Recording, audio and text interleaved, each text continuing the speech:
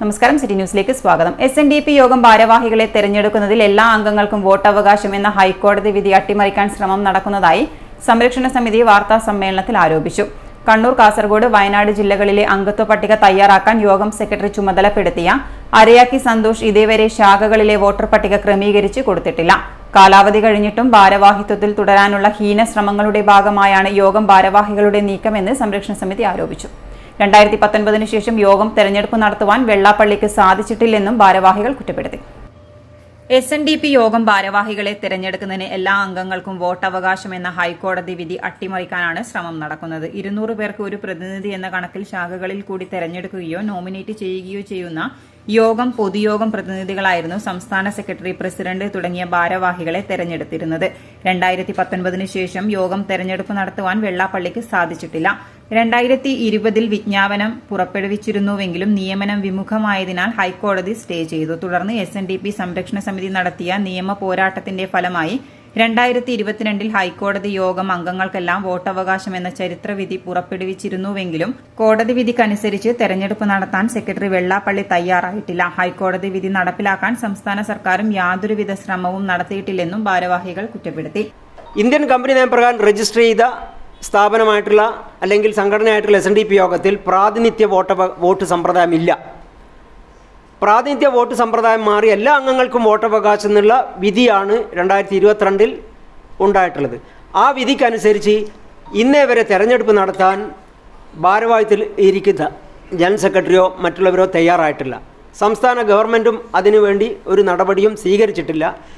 മാത്രമല്ല, കമ്പനി നിയമപ്രകാരം register ചെയ്യപ്പെട്ടിട്ടുള്ള SNDP യോഗം വർഷാവർഷം അവരുടെ വരവ് ചെലവ് കണക്കും ബാലൻസ് ഷീറ്റും ഓഡിറ്റ് റിപ്പോർട്ടും കമ്പനി രജിസ്ട്രാർക്ക് സമർപ്പിക്കണം. തുടർച്ചയായിട്ട് 3 വർഷത്തിലധികം സമർപ്പിക്കാതിരുന്നാൽ SNDP യോഗം ഭാരവാഹികൾ അയോഗ്യത കൽപ്പിക്കപ്പെടേണ്ടതാണ്. 2013 പൊളിച്ചെഴുതപ്പെട്ട കമ്പനി നിയമത്തിൽ വ്യക്തമായിട്ട് പറയുന്നുണ്ട്.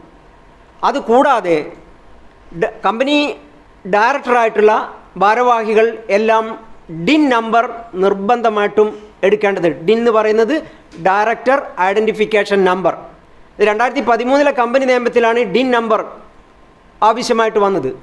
ഈ DIN നമ്പർ ഇല്ലാത്തത് കൊണ്ട് SNDP യോഗത്തിലെ ഭൂരിഭാഗം ഡയറക്ടർമാർ, വെള്ളാപ്പള്ളി, നടേശൻ ഉൾപ്പെടെ ഭൂരിഭാഗം അംഗങ്ങൾക്കും DIN നമ്പർ ഇല്ല എന്നുള്ളതാണ് പരാതിയിൽ കണ്ടെത്തിയത്. വൈസ് പ്രസിഡൻ്റായിട്ടുള്ള തുഷാർ വെള്ളാപ്പള്ളിക്ക് 2 DIN നമ്പറാണ്. ഒരാൾക്ക് 2 പാസ്പോർട്ട് എടുക്കുന്ന മാതിരിയാണ്, കുറ്റകരമായിട്ടുള്ളതാണ്. അപ്പം DIN നമ്പർ ഇല്ലാത്തതുകൊണ്ടും ഇവരെ അയോഗ്യത കൽപ്പിക്കാൻ വേണ്ടി ഹൈക്കോടതിയിൽ പെറ്റീഷൻ കൊടുക്കുകയും സംരക്ഷണ സമിതി ചെയർമാനായിട്ടുള്ള അഡ്വക്കേറ്റ് ചന്ദ്രസേനും അതുപോലെ തന്നെ പ്രൊഫസർ സാനുമാഷും കൊടുത്ത വിധിയിൽ വാദം കഴിഞ്ഞു. അതിൻ്റെ ഇടയിലാണ് തെരഞ്ഞെടുപ്പ് നടത്താനുള്ള ശ്രമമായിട്ട് വെള്ളാപ്പള്ളി മുന്നോട്ട് പോകുന്നത്. SNDP യോഗം ഇന്ത്യൻ കമ്പനി നിയമപ്രകാരം രജിസ്റ്റർ ചെയ്ത് പ്രവർത്തിച്ചുകൊണ്ടിരിക്കുന്ന സംഘടനയാണ്. കമ്പനി നിയമപ്രകാരം പ്രാതിനിധ്യ വോട്ട് സമ്പ്രദായമില്ല. കമ്പനി നിയമപ്രകാരം SNDP യോഗം ഭാരവാഹികൾ വർഷാവർഷം വരവ് ചെലവ് കണക്കുകളും ബാക്കി പത്രവും ഓഡിറ്റ് റിപ്പോർട്ടും കമ്പനി രജിസ്ട്രാർക്ക് റിട്ടേൺ സമർപ്പിക്കണം.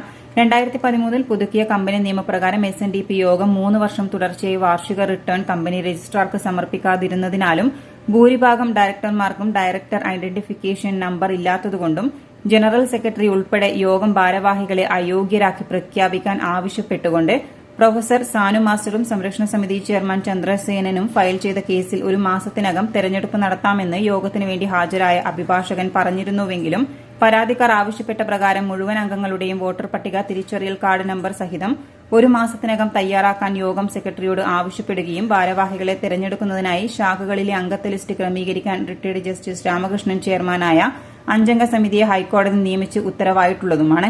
വാർത്താസമ്മേളനത്തിൽ സംസ്ഥാന പ്രസിഡന്റ് പ്രൊഫസർ MP രാജൻ, ജില്ലാ സെക്രട്ടറി MV വിനോദ് കുമാർ, ജില്ലാ treasurer Ajith E, working chairman Rajeev എന്നിവരും പങ്കെടുത്തു.